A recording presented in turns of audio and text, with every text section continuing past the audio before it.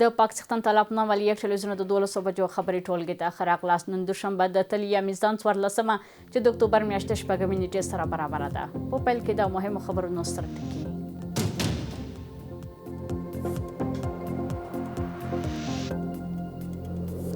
په مصر کې د غزې د اوربند پر سر د خبرو پایل. په مصر کې د غزې د اوربند او د سولې د احتمالي تړون په اړه خبري روانې دي.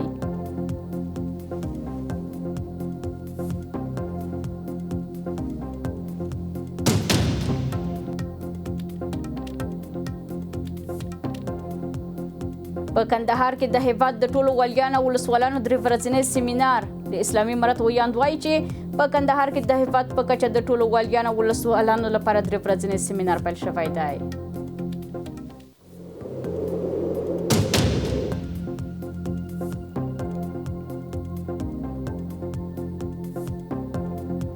او په بلوچستان کې د شخړو په دوام کې 15 تنه وژل شوي دي.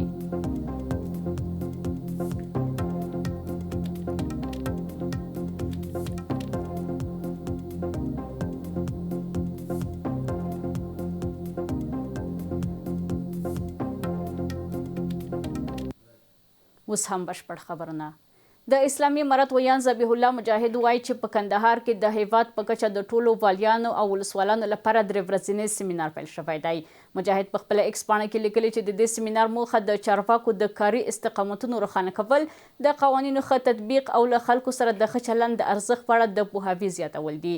د نوموړي پر وینا د غونډې پر مهال به ګډونوالو ته وینا وشي او د اداري چارواکو مسؤلیتونه او خلکو ته د خدمت څرنګوالي په اړه به هم بحثونه وشي. دا سیمینار د اسلامي امارت د رهبرۍ په لارښوونه د 3 ورځو لپاره جوړ شوی او تمه ده چې د افغانستان له بېلابېلو ولایتونو ټول والیان او ولسوالان پکې ګډون وکړي.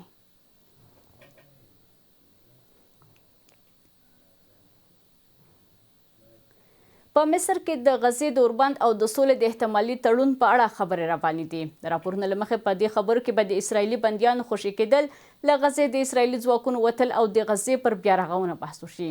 امریکا ولسمشر ډونالډ ټرمپ لخوا ټاکل شوی پلاوی او د اسرائیل او حماس پلاوی هم مصر ته رسیدلی دي.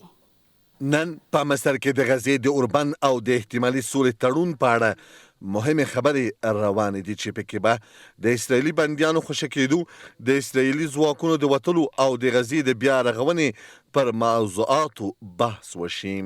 د راپورونو له مخې د امریکې د ولسمشر ډونالډ ټرمپ زوم جراد کشنر او ځانګړی استازی سټیفن ویټکاف د واشنګټن له لوري په دې خبرو کې برخه لري. د اسرائیلو د لومړي وزیر دفتر تایید کړی چې د دوی پلاوی به هم نن شرم الشیخ ښار ته ورسیږي. بلخوا د حماس غورځنګ پلاوی د خلیحیه په مشرۍ لا وړاندې مصر ته تللی دی. د حماس یو سرچینه عربي رسنیو ته ویلي چې دغه غورځنګ د نړیوال څارونکو تر څار لاندې د بې وسلې کېدو پر احتمالي پلان هم خبرې کړي او د اوربند د عملي کېدو لپاره چمتو دي، خو ځینې موارد لا هم شخړیز پاتې دي. د فلسطین د مقاومت سازمانونو ویلي چې دوی د بندیانو د خوشي کېدو او د تړون د نورو موادو په اړه خبرو ته چمتو دي، خو د ځینو سیاسي شرایطو په اړه اندېښنې لري. په ورته وخت کې د اسرائیلو د پوځ مشر خبرداری ورکړی که له حماس سره د بندیانو د خلاصون خبرې ناکام شي نو اسرائیلي پوځ به یو ځل بیا په غزه کې پوځي عملیات پیل کړي. نوموړي خپلو قومندانانو ته ویلي چې په غزه کې وضعیت د اوربند په څیر نه دی بلکې د عملیاتو حالت بدل شوی دی. له دې سره سم د امریکایي رسنۍ اکسیوس د راپور له مخې ولسمشر ټرمپ پر اسرائیل او حماس دواړو فشارونه راوړي څو راتلونکو ورځو په ترڅ کې د غزې د سولې هوکړې ته ورسیږي.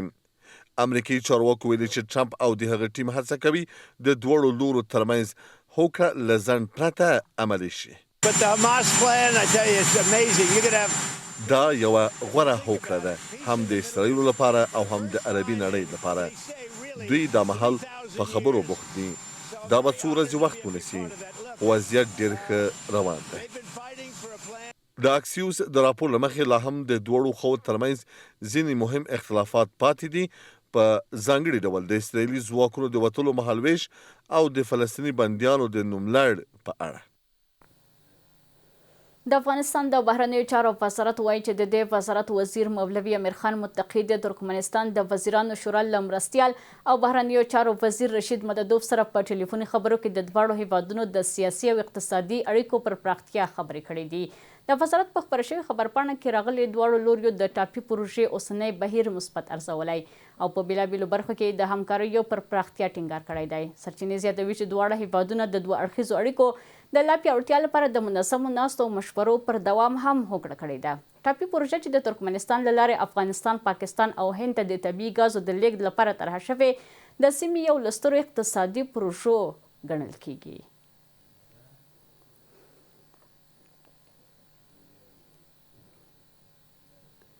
د کابل او نوي ډیلي ترمنځ د ډیپلوماټیکو اړیکو د زیاتوالي او سفارتي کچې ته د اړیکو د پراخولو په اړه خبرې اترې به د اسلامي امارت د بهرنیو چارو وزیر امیر خان متقي د لومړي سفر په جریان کې ترسره شي. د هندي رسنیو د راپورونو له مخې د دواړو هیوادونو ترمنځ د قونسلګرۍ خدماتو د پراختیا او زیاتوالي موضوع به هم د دې سفر په لړ کې د بحثونو برخه وي.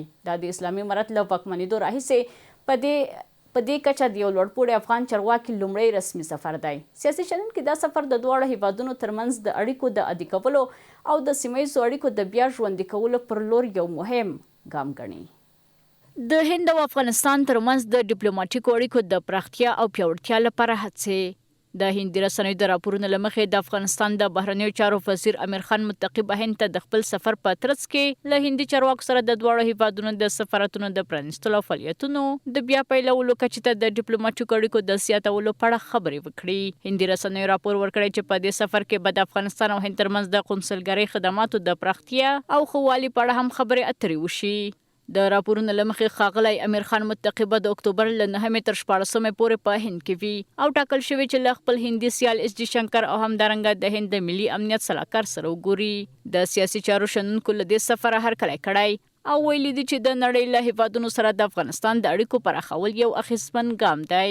هند یک کشور پرنفوس و با نفوس در منطقه و کشور تولیدی و صنعتی که نیازی هم به ترانزیت افغانستان داره. این بسیار اهمیت بزرگ داره، نه تنها در عرصه دیپلماتیک ارتقای کنسولی به سطح سفارت خواهد شد و که هند افغانستان به رسمیت خواهد شناخت. در مسائل تجارتی و مسائل اجتماعی هم یعنی رابط اتباع دو کشور در رسه بورسیه ها برای جوانان هم تاثیرات داره.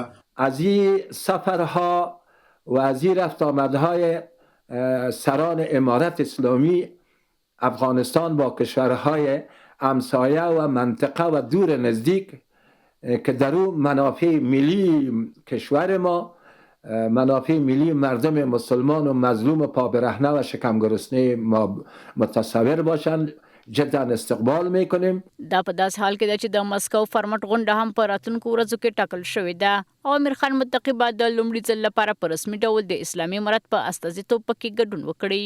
دا غونډه چې د 2014 کال په ډسمبر کې د افغانستان موضوع د سیمه ییزو ډیپلوماټیکو نوښت په توګه پیل شوه او تر اوسه پورې څو ځله ترسره شوې ده.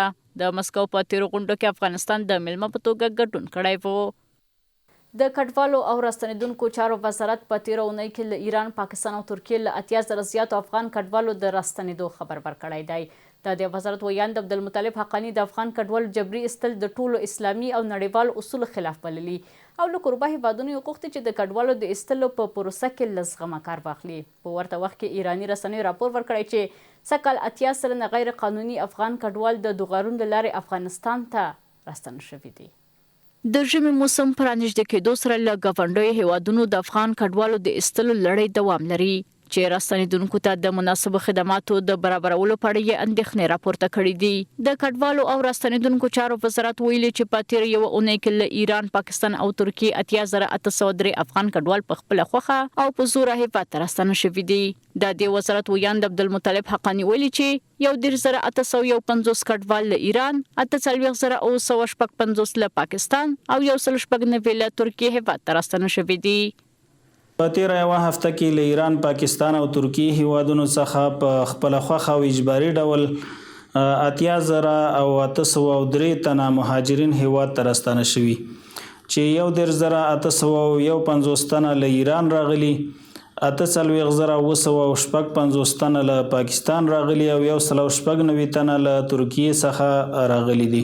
در شرایط کنونی بازگرداندن افراد به افغانستان تحت کنترل امارت اسلامی در بسیاری از موارد با قواعد بین‌المللی محافظت از پناهندگان حقوق بشر احتمالاً اینا غیر قانونی هستند. اصل عدم بازگرداندن در کنوانسیون‌های 1951 که به اون پروتکل‌ها اشاره خوبی کرده که دولت‌ها نمیتونند کسی را به سرزمینی بازگردانند.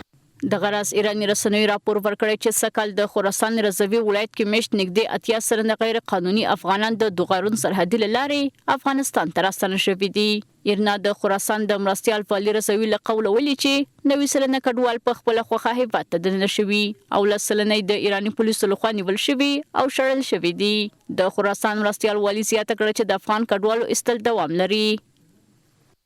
په دوغارون کې د بهرنیو اتباعو د ننوتلو او وتلو ثبتولو لپاره د بایومټریک سیستم کارول پلان بشپړ شوی او راتلونکي اونۍ به عملي شي. دا پلان به د پولي اخوا د افغان کډوالو حرکت وڅاري.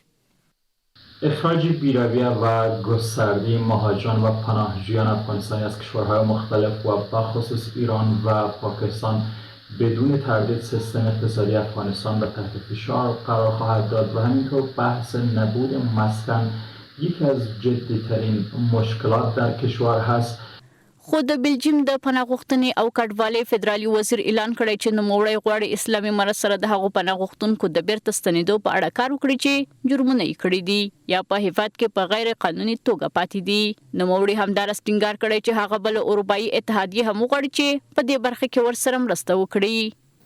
پاکستانی رسنۍ راپور ورکوي چې د بلوچستان ایالت په کورکي سیمه کې د ځایي قبیلو وسلوالو ترمنځ نښته شوې چې په پایله کې د بلوچ بیلتونپالو 4 غړي پټل شوي او 2 نور ټپیان دي. د جی نیوز د راپور له مخې نښته هغه مهال پیل شوې چې وسلوالو د سیمې پر ځایي قبیلو برید وکړ. د برید وروسته دواړو لورو ترمنځ جګړه رامنځته شوه.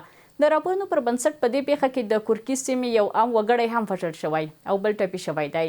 سرچینې وایي ځایي قبیلو له وسلوالو غوښتي وو چې د دوی کلي پرېږدي خو هغوی دا غوښتنه ونه منله. پاکستاني پولیس وایي له نښتې وروسته یې سیمه کلابنده کړې او د وسلوالو د نیولو لپاره یې چاڼیز عملیات پیل کړي دي. د یادونې وړ ده چې په بلوچستان کې وخت نا وخت د بلوچ بیلتونپالو او دولتي ځواکونو ترمنځ د جګړو او نښتو راپورونه ورکول کیږي.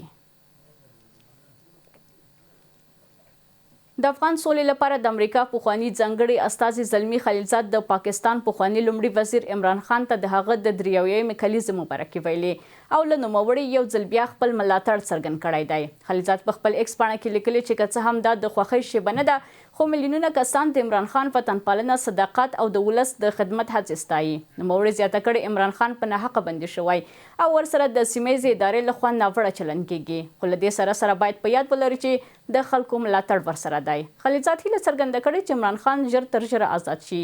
د راپورونو له مخې عمران خان چې له شاوخوا 800 ورځو راهیسې د پاکستان په ډیاله زندان کې بندي دی د اکتوبر په 4 خپله کلیزه ونمانځله. د هغه زوی ویلي چې پلار یې د بند په موده کې له خپلې کورنۍ، ډاکټرانو او وکیلانو سره د لیدو اجازه نه لري.